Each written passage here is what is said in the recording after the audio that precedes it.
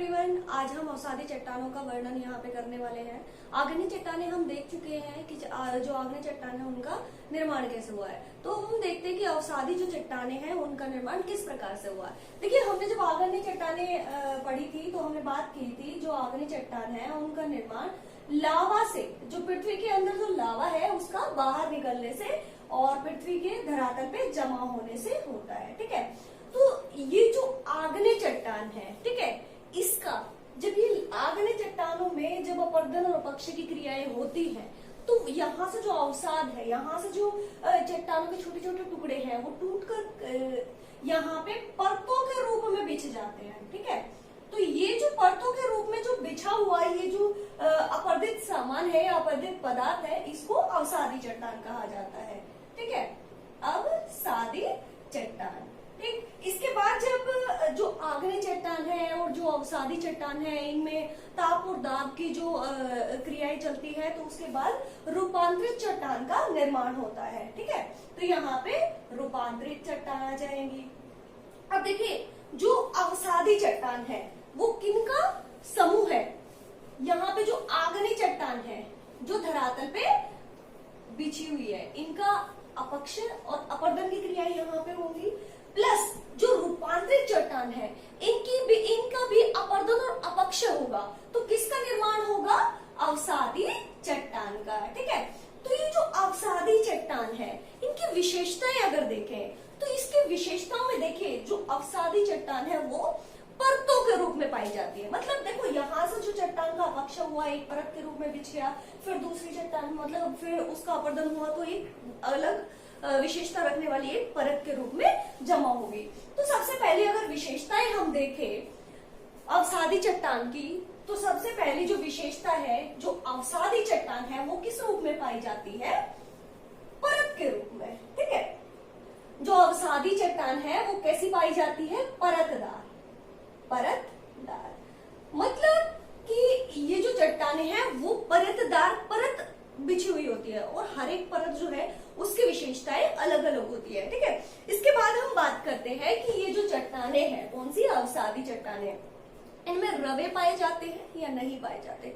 देखिए, आग्नेय चट्टानें जब हमने पढ़ी तो उनमें हमने देखा कि जो आग्नेय चट्टान है, जो पृथ्वी के आंतरिक भाग में जब लावा का जमाव होता है तो वहां पे बहुत बड़े बड़े रवे मीन्स घाट का निर्माण होता है। लेकिन ये जो अवसादी चट्टान है इनका निर्माण कैसे होता है कि लावा की जो आग्नेय चट्टान है और रूपांतरित चट्टान है उनके टूट फूट से इनका निर्माण होता है। तो यहाँ पे रवों का कोई नाम नहीं होता है, मतलब यहाँ पे जो रवे हैं उनका निर्माण नहीं होता है। ठीक है, अब देखिए ये जो चट्टान है कौन सी? अवसादी चट्टान, तो इनमें क्या पाए जाते हैं? जीवाश्म जो है वो यहाँ पे पाए जाते हैं। तो दूसरी विशेषता क्या है? जीवाश्म पाए जाते हैं। जीवाश्म पाए जाते हैं। ठीक है, जो अवसादी चट्टान है इनमें क्या पाए जाते हैं? जीवाश्म पाए जाते हैं। कि इनका निर्माण देखिए, अपक्षय अपरदन की क्रियाएं हुई तो यहाँ पे जो पेड़ पौधे थे बहुत सी क्रियाओं के माध्यम से वो पेड़ पौधे जमीन के नीचे दब गए और वहां पे जो है जीवाश्मों का निर्माण वहां पे हो गया। आग्नेय चट्टान क्या है? आग्नेय चट्टान से लावा निकलता है तो वहां पे जो वनस्पति वगैरह है वो बिल्कुल खत्म हो जाती है, तो वहां पे जीवाश्म नहीं पाए जाते। लेकिन जो अवसादी चट्टान है यहाँ पे जीवाश्म पाए जाते हैं। अब देखिए, सबसे बड़ी विशेषता क्या है कि जीवाश्म जब पाए गए तो यहाँ पे खनिज भी मिलेंगे। ठीक है, तो यहाँ पे खनिज भी यहाँ पे पाए जाते हैं। ठीक है, खनिज में भी कोयला, पेट्रोलियम, गैस, ठीक है, तो यहाँ पे खनिज पाए जाते हैं। चौथी इसकी जो विशेषता है वो क्या है कि भूपृष्ठ की जो बनावट है, मतलब जो भूपृष्ठ है उसकी बनावट में इसका कितना % योगदान है? तो भूपृष्ठ की जो बनावट है उसमें इसका योगदान 5% है। ठीक है, भूपृष्ठ की बनावट में इसका जो योगदान है वो कितना है? केवल और केवल 5%। ठीक है, जबकि जो आग्नेय चट्टान है, आग्नेय व रूपांतरित जो चट्टान है, रूपांतरित जो चट्टान है इनका योगदान है 95%। ठीक है, तो जो भूपृष्ठ की बनावट है अवसादी चट्टानों का परसेंटेज 5% है, जबकि जो आग्नेय और रूपांतरित चट्टान है वो 95% भूपृष्ठ के निर्माण में योगदान देती है। ठीक है, इसके बाद हम देखते हैं जो भूपृष्ठ है, भूपृष्ठ के ऊपर इसका विस्तार कितना है। ठीक है, तो भूपृष्ठ पर जो अवसादी चट्टान है, भूपृष्ठ पर अवसादी चट्टानों का जो परसेंटेज है वो 75% है। ठीक है, और जो आग्नेय चट्टान है, आग्नेय व रूपांतरित जो चट्टान है, इनका परसेंटेज कितना है 25%। अब देखिए यहाँ पे समझिए कि भूपृष्ठ मतलब जो भूमि का जो पृष्ठ है, मतलब जब हमने जो पृथ्वी की संरचना पढ़ी तो हमने क्रस्ट को देखा था। जो क्रस्ट है, क्रस्ट के निर्माण में सर्वाधिक जो योगदान है वो किसका, आग्नेय और रूपांतरित चट्टानों का, जबकि अवसादी चट्टानों का नहीं है। अगर भूपृष्ठ के ऊपर की बात की जाए तो जो अवसादी चट्टान है वो कितनी है 75%, जबकि जो आग्नेय चट्टान है और अवसादी जो रूपांतरित चट्टान है वो 25% पाए जाते हैं। ठीक है, अब देखिए ये जो चट्टान है इसमें रंध्र पाए जाते हैं, मतलब जोड़ पाए जाते हैं, क्योंकि जो अवसादी चट्टान है इसका निर्माण आग्नेय और उसके रूपांतरित चट्टान के टूट-फूट से हुआ है, तो यहाँ पे जोड़ पाए जाते हैं। ठीक है, अब देखिए जब जोड़ पाए जाते हैं तो यहाँ पे क्या होती है, ये कोमल भी होंगी। ठीक है, तो ये जो अवसादी चट्टान है ये कोमल होती है, किसकी अपेक्षा, आग्नेय चट्टान की अपेक्षा इनमें कोमलता ज्यादा होती है। ठीक है, तो ये था हमारा अवसादी चट्टान की विशेषताएं। अब जो अवसादी चट्टान है इसको भी अलग अलग प्रकार से वर्गीकृत किया गया है कि जो इसकी रासायनिक संरचना है उसके आधार पर, यांत्रिक जो तत्व है उनके द्वारा निर्मित और जो जैविक तत्व है उनके द्वारा निर्मित जो अवसादी चट्टान है वो कौन कौन सी है वो हम अब देखेंगे। ठीक है, अभी जो अवसादी चट्टान है उनको यांत्रिक तत्वों के आधार पर, इसके एग्जाम्पल कौन कौन से हैं। ठीक है,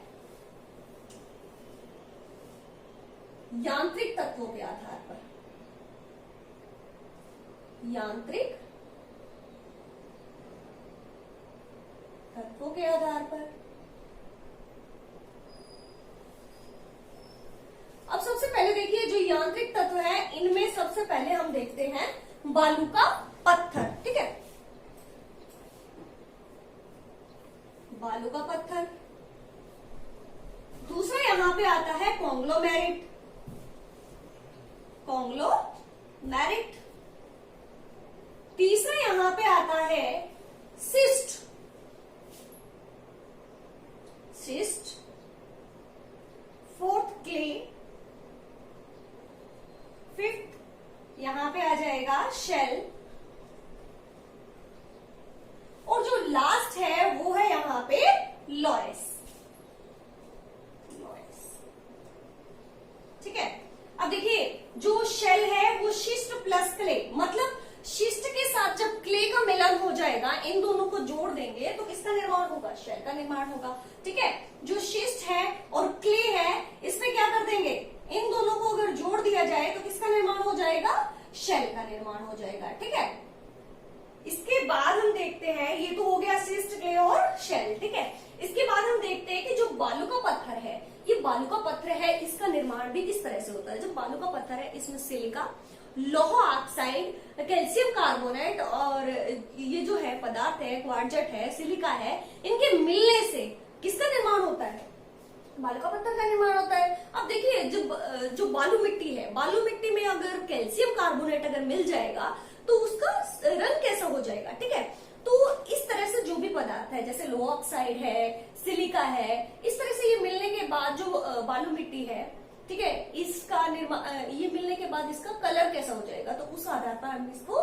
देखते हैं। जो बालू का पत्थर है, बालू का पत्थर में अगर कैल्शियम कार्बोनेट मिल जाए, ठीक है, तो बालू का पत्थर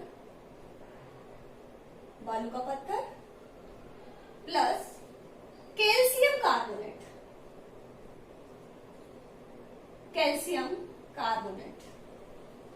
अगर मिल जाएगा तो इसका रंग कैसे हो जाएगा, सफेद। ठीक है,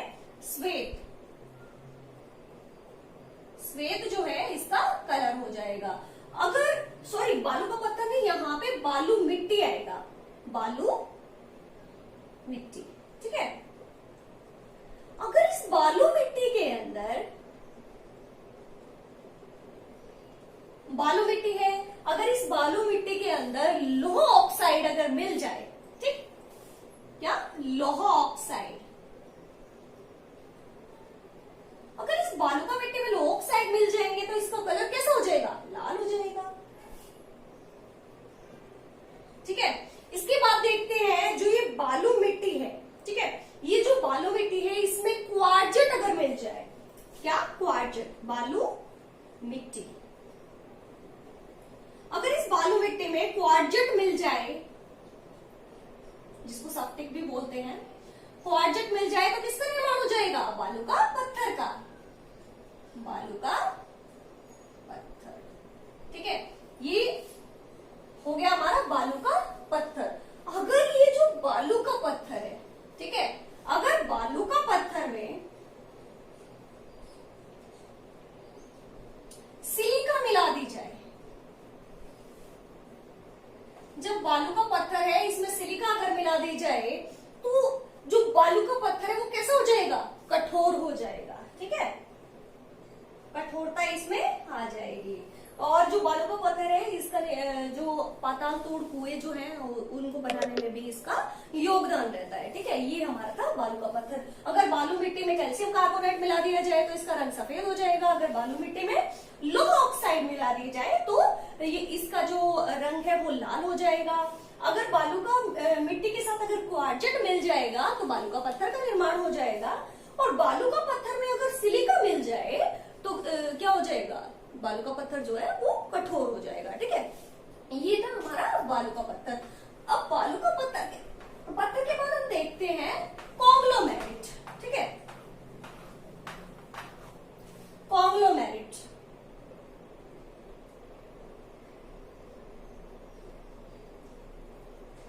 ये जो कॉन्ग्लोमेरेट है इसका निर्माण किस प्रकार से हुआ है, ठीक है। तो हमने बात की थी किसकी, जो हमने ग्रेवुल की बात की थी, ठीक है। तो यहाँ पे हमने जो नदी अपरदन की जो आकृतियां हमने देखी, तो सबसे पहले हमने यहाँ पे देखा था कि जो नदी चलती है तो उसमें भारी कण महीन कण किस तरह से चलते हैं, तो उसी के आधार पे यहाँ पे हम कॉन्ग्लोमेरेट का वर्णन करेंगे, ठीक है। तो सबसे पहले हमने देखा था बोल्डर, ठीक है, बोल्डर, कॉबुल, बोल्डर में अगर कॉबुल मिला दिया जाए, ठीक है, बोल्डर प्लस कॉबुल प्लस पेबुल, ठीक है, इस पेबुल के साथ अगर ग्रेनुल, ठीक है, पेबुल ग्रेनुल प्लस चीका,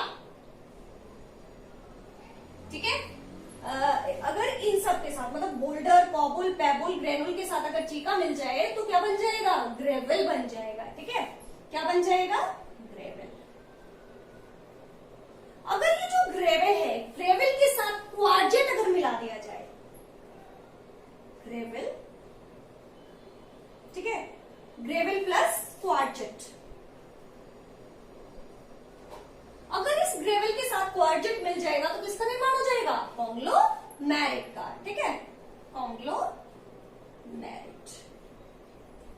अगर ये जो कॉन्ग्लोमेरेट है, ठीक है, अगर इस कॉन्ग्लोमेरेट में सिलिका मिला दी जाए, कॉन्ग्लोमेरेट, अगर कॉन्ग्लोमेरेट में हम सिलिका मिला देंगे तो ये कैसी हो जाएगी, कठोर हो जाएगी। हमने बात की थी जब बालू का पत्थर में सिलिका अगर मिल गई तो वो भी क्या हो गया था, कठोर हो गया था, ठीक है। इसी प्रकार से अगर कॉन्ग्लोमेरेट है, कॉन्ग्लोमेरेट में अगर सिलिका मिला दी जाएगी तो जो कॉन्ग्लोमेरेट है वो कैसा हो जाएगा, कठोर हो जाएगा, ठीक है। जो हमारी अधिकतर जो स्थलाकृतियां हैं उनके निर्माण में कॉन्ग्लोमेरेट का योगदान रहता है, ठीक है। अधिकतर जो स्थलाकृतियां हैं वो इसी की बनी होती है, ठीक है।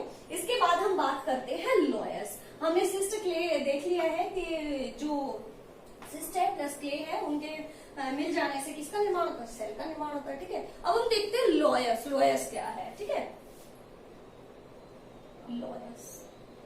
अब देखिए जो लॉयस है वो क्या है, जब हमने आकृतियां की थी, पवन निक्षेप से जो आकृतियां बनती है, तो हमने लोएस का वर्णन किया था कि जब जो बालू के महीन कण है वो एक स्थान से उठकर दूसरे स्थान पर जाकर जमा हो जाए, तो इस प्रकार किसका निर्माण होता है? लोएस का निर्माण होता है। और यहाँ पे जो चीन में एक लोएस के मैदान है, उसी के नाम पे इसका नाम लोएस रखा गया है। ठीक है, ये है लोएस। इसके बाद हम देखते हैं, ये तो थे यांत्रिक तत्वों के आधार पर। अब हम देखते हैं जैविक तत्वों द्वारा निर्मित जो अवसादी चट्टान है वो कौन कौन सी है। ठीक है, कौन सी? जैविक तत्वों द्वारा, जैविक तत्वों द्वारा निर्मित। अब देखिए, जो जैविक तत्व है इनके द्वारा निर्मित स्थलाकृतियों में हम सबसे पहले देखेंगे चूना पत्थर। ठीक है, सबसे पहले जो इसका एग्जाम्पल है उसमें आता है चूना पत्थर। चूना पत्थर।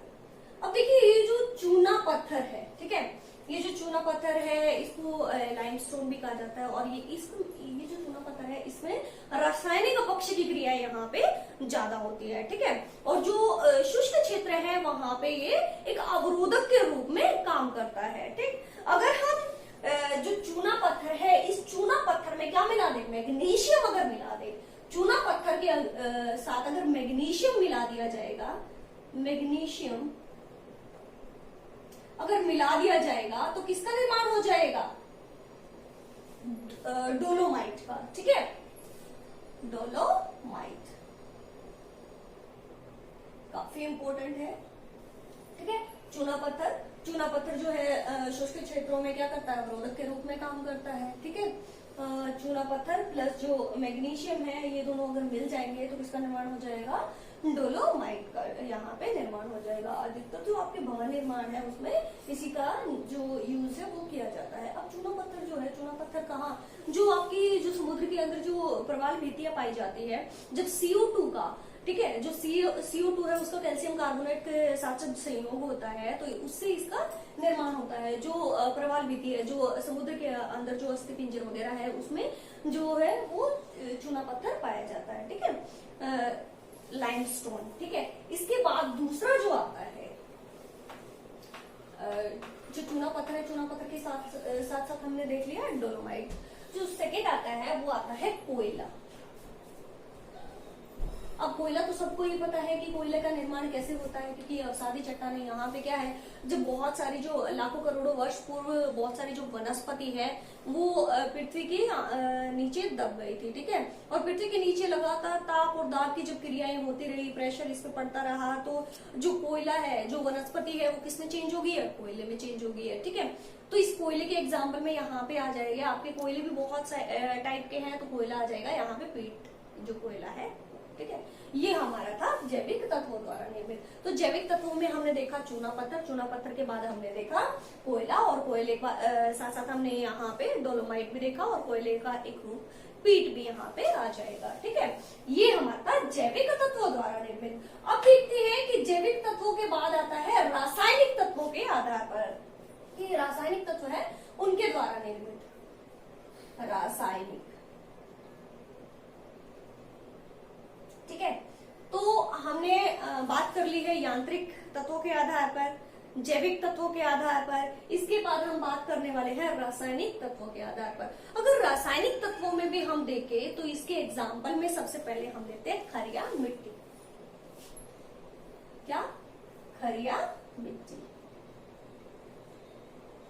ठीक है, खरिया मिट्टी। दूसरा यहाँ पे आता है जिप्सम। खरिया मिट्टी को चौक भी बोलते हैं। ठीक है, जिप्सम। और अगला आता है शैलखरी। शैलखरी को जिप्सम ही बोलते हैं। ठीक है, और जो तीसरा है वो है नमक। जो खरिया मिट्टी है, जो आपके पाताल तोड़ जो कुएं हैं, जो कि सर्वाधिक जो है ऑस्ट्रेलिया में पाए जाते हैं, तो वहां पे जो पाताल तोड़ कुएं हैं उसमें भी जो खरिया मिट्टी है उसका योगदान रहता है। ठीक है, जो खरिया मिट्टी है बहुत ही कोमल होती है, तो जो जल है वो क्या होता है, खरिया मिट्टी से जो अपने आप है वो ऊपर आता रहता है। ठीक है, ये हमारा था रासायनिक तत्वों के आधार पर जो अवसादी चट्टान है। ठीक है, अब हम देखते हैं कि इसके निर्माण में भाग लेने वाले जो तत्व है उनके आधार पर जो अवसादी चट्टान है वो किस प्रकार से डिवाइड की जाती है। ठीक है, निर्माण में भाग लेने वाले तत्वों के आधार पर, निर्माण में भाग लेने वाले तत्व